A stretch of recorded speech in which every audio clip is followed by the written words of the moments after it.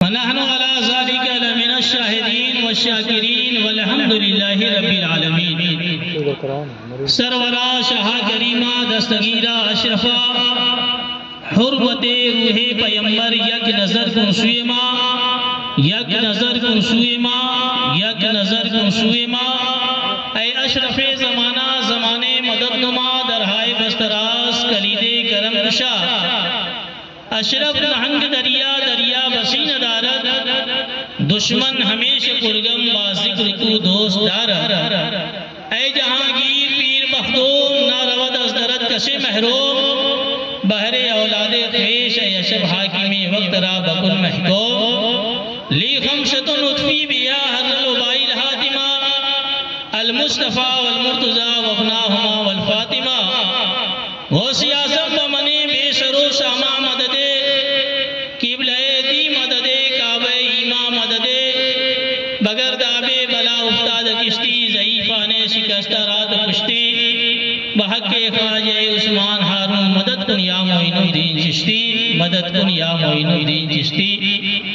آئیے سب سے پہلے عقیدت و محبت کے ساتھ گنبد خضرا میں آرام فرمانے والے آقا جناب محمد رسول اللہ صلی اللہ علیہ وسلم کی بارگاہ میں ایک مرتبہ درود پاک پڑھیں. اللہ رب محمد صلی اللہ علیہ وسلم، نحن عباد محمد صلی اللہ علیہ وسلم.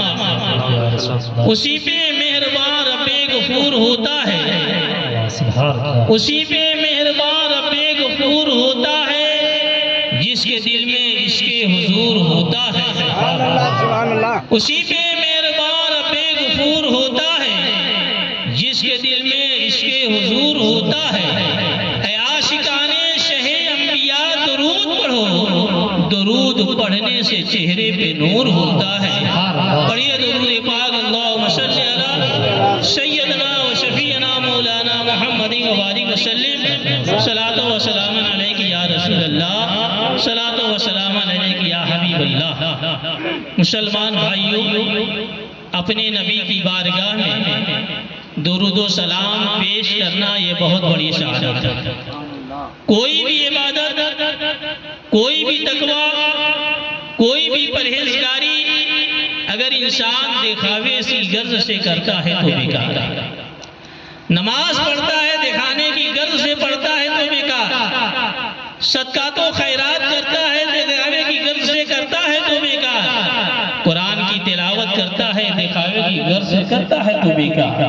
لیکن امام جلال الدین سیوطی رحمۃ اللہ علیہ اپنی کتاب کے اندر یہ تحریر فرماتے ہیں کہ جو مسلمان دکھاوے کی غرض سے رسول اعظم نور مجسم صلی اللہ علیہ وسلم پر اگر درود و سلام بھیجتا ہے تو اس پر بھی اس کو ثواب ملتا ہے، اس پر بھی اس کو ثواب ملتا ہے. اور آگے لکھتے ہیں کہ جو مسلمان نبی پاک صلی اللہ علیہ وسلم کی بارگاہ میں درود پاک پڑھنے کی عادت بنا لیتا ہے، اسے رسول پاک صلی اللہ علیہ وسلم کا دیدار ضرور میسر ہوگا. اگرچہ جاگنے کے وقت حاصل ہو، لیکن زندگی میں کسی بھی وقت حاصل ہو، لیکن وہ اسے ضرور بیرابر ہوگا. اسی لیے تو شاعر کہتا ہے کہ میں اصولی ہوں جمیلے قادری، مرنے کے بعد میرا لاشا بھی کہے گا الصلاۃ والسلام. برادران ملت اسلامیہ، یہی ذکر و اذکار کی مجلسیں ہیں کہ ہمارے لیے کبھی کبھی نجات کا ذریعہ بن جائے گا. جہاں ذکر حبیب ہوتا ہے خود خدا بھی قریب ہوتا ہے. ان کی محفل میں بیٹھنے والا آدمی خوش نصیب ہوتا ہے. تو برادران ملت اسلامیہ، جہاں بھی اس طرح کے ذکر و اذکار ہوتے ہیں، اللہ کے مقرب فرشتے اس محفل میلاد پاک جو سن رہے ہوتے ہیں ان کے سروں پر اپنے پروں سے سایہ کیے ہوتے ہیں، ان کے سروں پر. لیکن جب مجلس برخاست ہوتی ہے، لوگ اپنے گھروں کو روانہ ہوتے ہیں، فرشتے پھر اللہ کی بارگاہ میں حاضر ہوتے ہیں. اللہ ان سے پوچھتا ہے کہاں سے آ رہے ہیں؟ فرشتے جواب دیتے ہیں اللہ تو خوب جانتا ہے کہ کہاں پر محفل میلاد پاک یا جلسہ میلاد النبی کا انعقاد تو خوب جانتا ہے. تو اللہ کی رحمت جوش میں آتی ہے. اللہ فرماتا ہے اے میرے فرشتوں گواہ ہو جاؤ، میرے اور میرے محبوب کی محفل میں جتنے لوگ حاضر تھے ان کی نیت جو بھی ہو، لیکن میں اپنے محبوب کے صدقے میں سب کے گناہوں کو معاف فرماتا ہوں. رحمت حق بہانہ میں جو ہے اللہ کی رحمتیں بہانہ ڈھونڈتی ہیں کہ میں اپنے بندے کی کون سی ایسی ادا پاؤں کہ اس کے ذریعے سے اس کے تمام گناہوں کو معاف فرماؤں. برادران ملت اسلام غور فرمائیے، محفل میلاد پاک میں آنے کا مطلب یہ ہے کہ ہم اپنی زندگی میں نکھار پیدا کریں. توبہ کا دروازہ اس وقت تک کھلا رہے گا جب تک کہ سورج پچھم سے نمودار ہو جائے. اس لیے اے مسلمانوں اپنی زندگی میں جھانک کر دیکھو اور اپنے ان تمام گناہوں سے توبہ کرو. بے شک اللہ تبارک و تعالی توبہ کرنے والے کو قبول فرماتا ہے، پسند فرماتا ہے. برادران ملت اسلامیہ، یہی ذکر و اذکار کی مجلسیں ہیں کہ ہمارے لیے نجات کا ذریعہ بن جاتی ہیں. حضرت عاصم اسلم رحمت اللہ علیہ یہ تصوف کی مجلس قائم کرتے تھے. لوگ ان کی محفل میں جایا کرتے تھے اور فیضیاب ہو کر جو ہے لوٹتے تھے. ان کا یہ معمول تھا. ایک روز ایک کفن چور جو مردوں کے جسم سے کفن کو کھینچ کر اپنے بال بچوں کی پرورش کیا کرتا تھا، اپنے بال بچوں کی پرورش کیا کرتا تھا. ایک روز اس کے دل میں یہ خیال پیدا ہوا کہ ہم بھی چلے دیکھیں کہ حضرت عاصم اسلم رحمت اللہ علیہ کی محفل میں بیٹھنے سے ہمیں کیا فائدہ ہے. وہ گیا تو حضرت عاصم اسلم رحمت اللہ علیہ کا یہ دستور تھا، معمول تھا کہ مجلس کے اختتام پر جو ہے دعا فرماتے تھے. تو جس روز یہ کفن چور حضرت عاصم اسلم رحمت اللہ علیہ کی مجلس میں گیا، بیٹھا، جب مجلس برخاست ہو گئی تو حضرت عاصم اسلم رحمت اللہ علیہ نے دعا فرمائی. کیا دعا فرمائی؟ اے اللہ تبارک و تعالی اس مجلس پاک میں جو سب سے بڑا گنہگار ہے تو اس کو بخش دے، اس کے گناہوں کو معاف فرما. دعا فرمائی، مجلس برخاست ہو گئی، لوگ اپنے گھروں سے روانہ ہو گئے، لیکن یہ کفن چور اپنی عادت سے باز نہیں آیا. پوری آبادی پر سناٹا چھا جاتا ہے، لوگ ماوی خواب ہو جاتے ہیں، لیکن یہ اس کی فطرت نہیں بدلی. رات میں اٹھتا ہے، دبے پاؤں اٹھتا ہے، قبرستان پہنچتا ہے. وہ قبرستان جہاں آدمی دن میں جانے سے خوف پاتا ہے، ڈرتا ہے، لیکن یہ کفن چور دنیا اور آخرت سے بے خبر ہو کر رات کی تاریکی میں پہنچتا ہے. وہ قبرستان کہ جب حضرت عثمان غنی رضی اللہ تعالیٰ عنہ جب کسی قبر کے پاس سے گزرتے تو زاروں قطار ہوتے تھے، آنکھوں سے آنسوں کے سیلاب جاری ہو جایا کرتے تھے. لوگوں نے پوچھا اے عثمان غنی، آپ کے سامنے جنت کے تذکرے ہوتے ہیں، آپ روتے نہیں ہیں. جنت کی خوبیوں کے تذکرے ہوتے ہیں، آپ روتے نہیں ہیں. جہنم کے عذاب کے تذکرے ہوتے ہیں، لیکن آپ روتے نہیں ہیں. آخر کیا وجہ ہے؟ قبر بظاہر مٹی کا ایک ڈھیر معلوم ہوتا ہے. تو عثمان غنی نے فرمایا اے لوگوں سنو، قبر آخرت کی منزلوں میں سے پہلی منزل قبر ہے. آخرت کی منزلوں میں سے سب سے پہلی منزل قبر ہے. اگر یہ آسان ہو جائے تو ساری منزلیں آسان ہو جائیں گی، اگر یہ سخت ہو جائے تو ساری منزلیں سخت ہو جائیں گی. سبحان اللہ، سبحان اللہ، زندہ. یہ کفن چور رات کی تاریکی میں نکلتا ہے اور دن ہی میں ایک عورت کا انتقال ہوتا ہے اور دن ہی میں جا کر اس کی قبر پر نشان لگا دیتا ہے کہ آج کی رات مجھ کو اس کی قبر کو کھودنا ہے اور اس کا کفن چرانا ہے. جب رات کی تاریکی میں دبے دبے پاؤں بستر میں ہوتا ہے، لوگ ماوے خواب ہو جاتے ہیں اور قبرستان پہنچتا ہے، قبرستان میں جا کر اس قبر کی مٹی کو ہٹاتا ہے، قبر کی مٹی کو ہٹاتا ہے، وہ قبر جو آخرت کی یاد دلاتا ہے۔ آج تو ہم قبرستان میں پہنچتے ہیں تو کیا ہوتا ہے، دنیا کی باتیں کرتے ہیں کہ نہیں کرتے ہیں، ہمیں کوئی ڈر اور کوئی خوف نہیں محسوس ہوتا۔ ارے ڈر اور خوف تو ہونا ہی چاہیے کہ وہاں پر ہمارا کوئی یار و مددگار نہیں ہے۔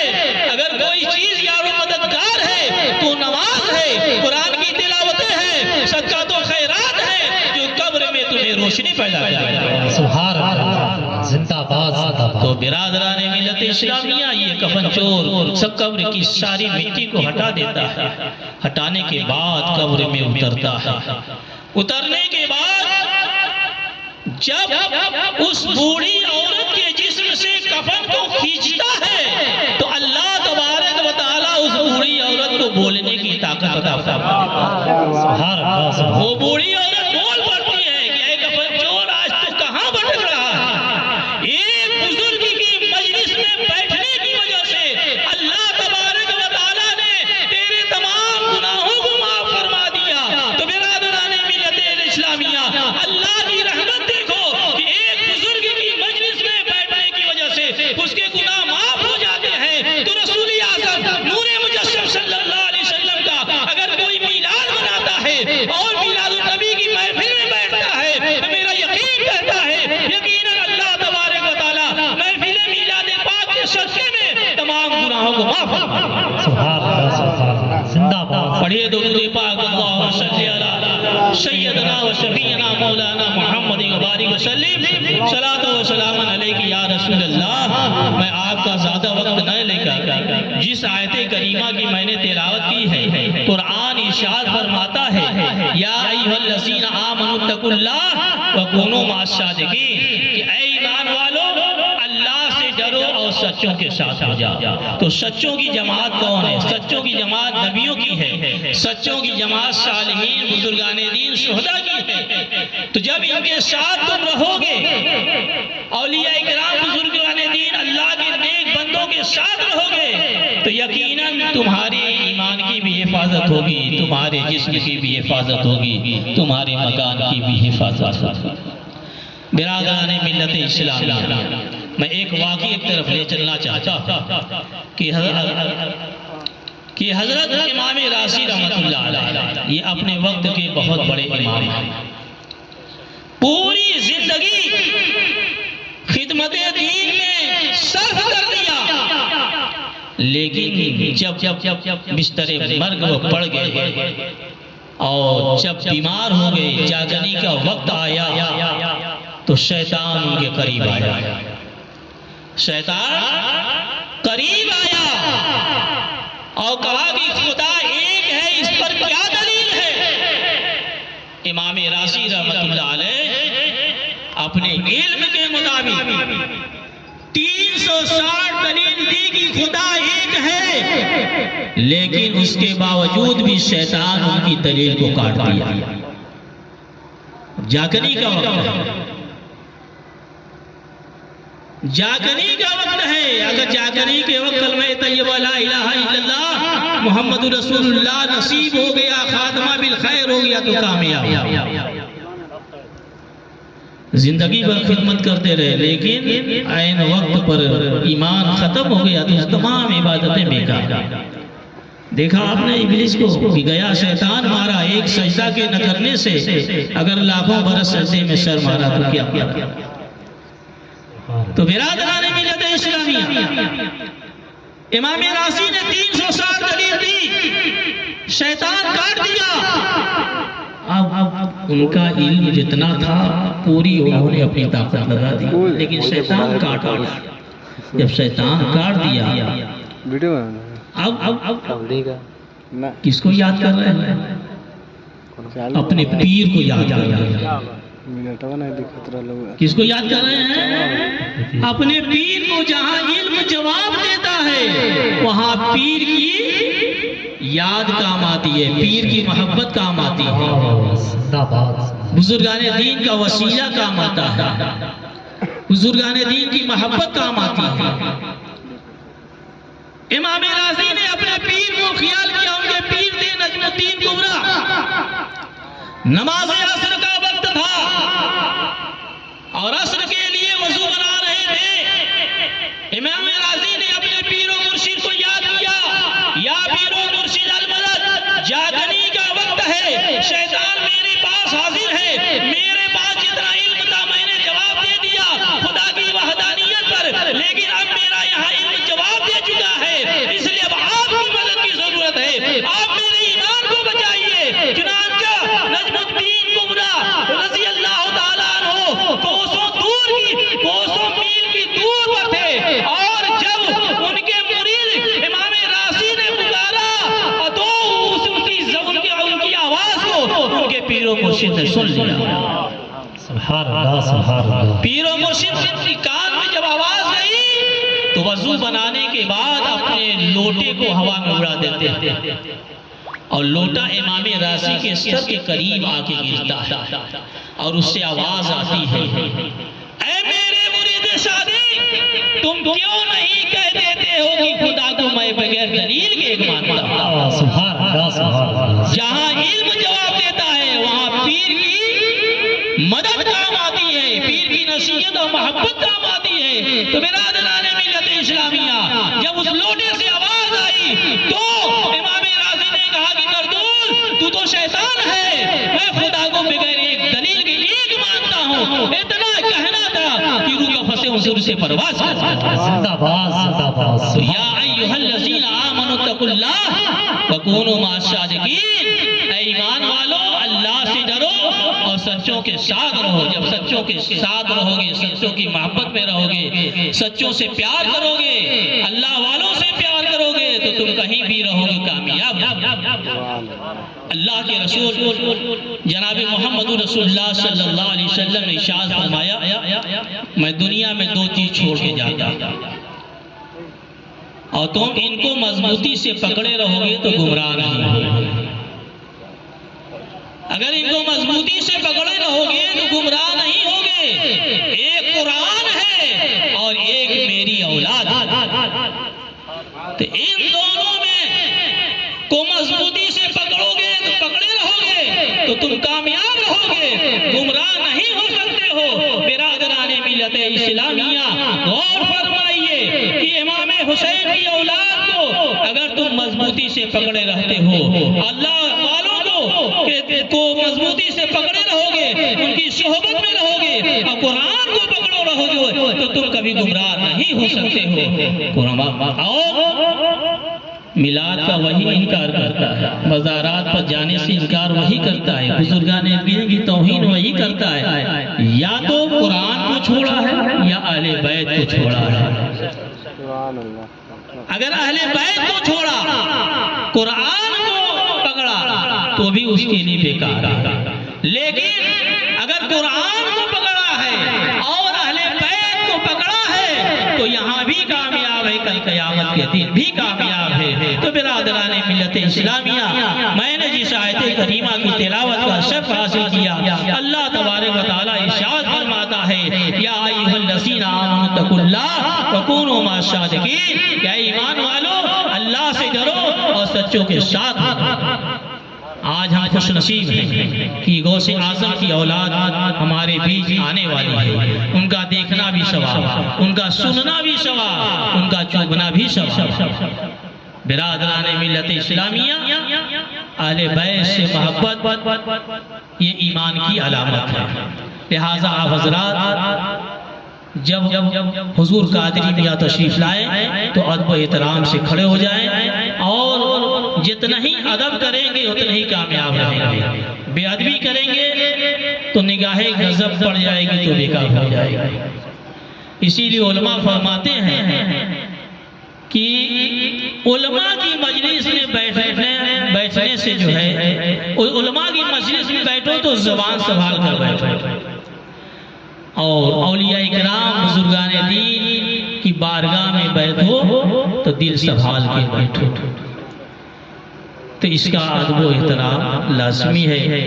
اعلیٰ حضرت امام اہل سنت ارشاد فرماتے ہیں کہ چمک تجھ سے پاتے ہیں سب پانے والے، چمک تجھ سے پاتے ہیں سب پانے والے، میرا دل بھی چمکا دے چمکانے والے، اور تو زندہ ہے واللہ تو زندہ ہے واللہ، میرے چشم عالم سے چھپ جانے والے، اور برستا نہیں دیکھ کر اپنے رحمت بدوں پر بھی برسا دے برسانے والے۔ السلام علیکم ورحمۃ اللہ وبرکاتہ۔